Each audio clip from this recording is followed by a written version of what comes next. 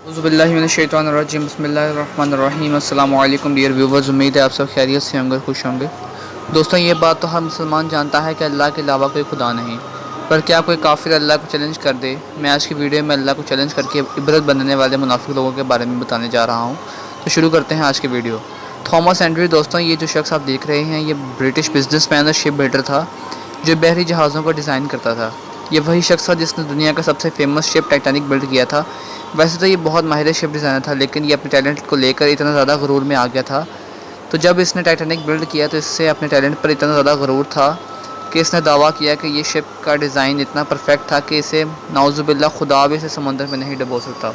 और प्यारे दोस्तों, जिस तरह आप जानते हैं कि ये जब टाइटैनिक पहली दफ़ा समुंदर में उतरा था तो ये डूब गया था और ये भी अटलांटिक ओशन के पास ही गया था कि ये बर्फ़ के साथ टकरा के इसमें शिगाव पड़ गया था और इसमें बहुत सी साइंसदान और ये एंड्रियो भी सवार था जो कि डूब के मर गया था और और इसकी लाश आज तक नहीं मिल सकी। और ये था कि खुदा को चैलेंज करने का नतीजा, और ये खुदा का अज़ाब हुआ था इस पर।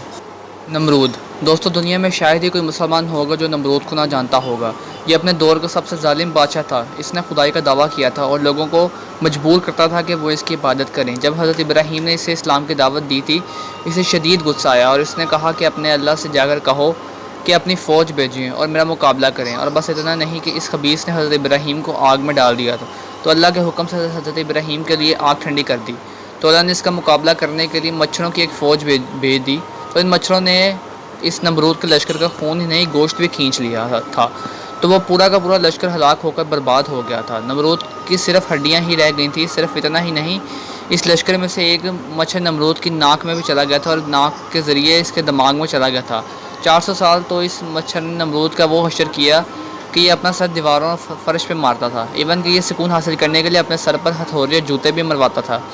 अल्लाह ताला ने अपनी इस अदना मखलूक से इसे उस हद तक पहुंचा दिया कि वो बंदे जिनको ये सजदा करने को कहता था, जिनसे सजदा करवाता था, वो इसके सर में जूते और हथौड़े मारते थे और ये उन्हीं जूते और हथौड़े खा के मर गया था।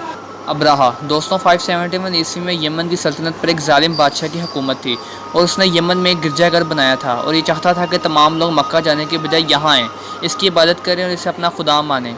लेकिन जब मुसलमानों ने इसकी बगावत की तो इसने कसम खाई कि अस्तगफिरुल्लाह, ये खाना काबा को गिरा देगा। लिहाजा ये अपनी फ़ौज लेकर मक्का चला गया। इसकी फ़ौज में हज़ारों के लिहाज से हाथी और घोड़े भी थे। और जब ये खाना काबा के नज़दीक पहुंचा तो आसमान पर परिंदों की बहुत बड़ी फ़ौज नमूदार हुई और इसने खाना काबा का तवाफ़ शुरू कर दिया। ये अल्लाह का मौज़ा था कि अल्लाह ने खाना काबा की हिफाजत के लिए परिंदों का लश्कर भेजा था। जब अब्राहा के जानवरों ने ये देखा तो वह ज़ोर ज़ोर से हिलना और भागना शुरू हो गए, तो उस पर बैठे सिपाही गिर गए और वो अपने ही जानवरों के पाँव तले आकर मारे गए। यही नहीं, अल्लाह के हुक्म से इन परिंदों ने आसमान से पत्थर मारना शुरू कर दिए और यूँ इसकी फ़ौज तबाह बर्बाद हो गई। इस वाक़े के लिहाज से कुरान में सूरा भी है जिसे सूरा फ़ील कहा जाता है। बेशक अल्लाह ताला हर चीज़ पर कादिर है। फ़िरौन, दोस्तों फ़िरौन को अगर इस्लामी तारीख़ का सबसे बदबख्त कहा जाए तो ये गलत ना होगा। फ़िरौन मिस्र का बादशाह था और ये ख़ुद को खुदा कहता था और कहता था कि इसके अलावा कोई खुदा नहीं है। और ये लोगों को कहता था कि इसकी इबादत कर, जो ऐसा ना करता था ये उनको मरवा देता था। हज़रत मूसा अल्लाह का पैगाम लेकर इसके पास गए और कहा कि अल्लाह की इबादत करो और मुस्लिमों पर जुल्म ना करो, वरना अल्लाह के अज़ाब में ख़त्म हो जाओगे। फ़िरौन ने इस बात का बहुत मजाक उड़ाया और कहने लगा कि यहाँ का खुदा मैं हूँ। और फिर उस फ़िरौन ने हज़रत मूसा और उनकी कौम बनी इसराइल को कत्ल करने का सोचा, तो अल्लाह ने हज़रत मूसा की मदद फरमाई और इन्हें अपनी कौम के साथ दरियाए नील पार करने का कहा और समुद्र 2 हिस्सों में बंट गया और ये लोग गुजर गए। और जैसे ही फ़िरौन और इसका लश्कर पानी में आए तो दरिया बंद हो गया और ये सब मारे गए। हालांकि फ़िरौन दरिया में मारा गया था, मगर अल्लाह ने इसे आगे आने वाले लोगों के लिए इबरत का निशान बनाया और इसकी मम्मी आज भी मिस्र की म्यूज़ियम में पड़ी हुई है। शदाद, दोस्तों शदाद का ताल्लुक़ कौम आद से था और ये उनका बादशाह था और इनके पास बहुत ही ज़्यादा नेमतें और सब्ज़ा था। और फिर जब अल्लाह की राह से भटक गए तो अल्लाह ने कौम आद की रहनुमाई के लिए हज़रत हूद अलैहिस्सलाम को भेजा। हज़रत हूद ने अल्लाह का पैगाम दिया और इसे इस्लाम की दावत दी और उसने कहा कि मुझे इसके बदले क्या मिलेगा। तो हज़रत हूद ने कहा कि जन्नत। और फिर हज़रत हूद ने उसे जन्नत की नेमतों का बताया तो वो शदाद हंस पड़ा और कहने लगा कि जन्नत मैं ख़ुद बना लूँ। और अब उसने जन्नत तैयार करवाना शुरू कर दी और इसमें हर नेमतें भी रखी हैं। मगर जब ये अपनी जन्नत में जाने लगा तो उसके दरवाजे पर मलकुल मौत खड़े थे और ये बहुत रोया कि मुझे जाने दो, मगर उसकी रूह कब्ज़ हो गई और वो जहन्नम वासिल हो गया। स्टीफन हॉकिंग, दोस्तों आप ये जो शख्स देख रहे हैं इसका शुमार दुनिया के फेमस साइंटिस्ट में होता है और ये वो लानती था जिसने खुदा का वजूद मानने से ही इनकार कर दिया था और कहने लगा कि जन्नत वगैरह कुछ नहीं होती और मरने के बाद इंसान से कुछ नहीं होता। और जैसे ही इसने ये बकवास की थी उस अगले ही दिन ये ये अपनी ही कुर्सी पर मरा हुआ पाया गया था। तो बस इस लानती को भी खुदा ने मौत दी और इसे भी बाकी लोगों के लिए इबरत का निशान बनाया। बेशक अल्लाह ताला हर चीज़ पर कादिर है।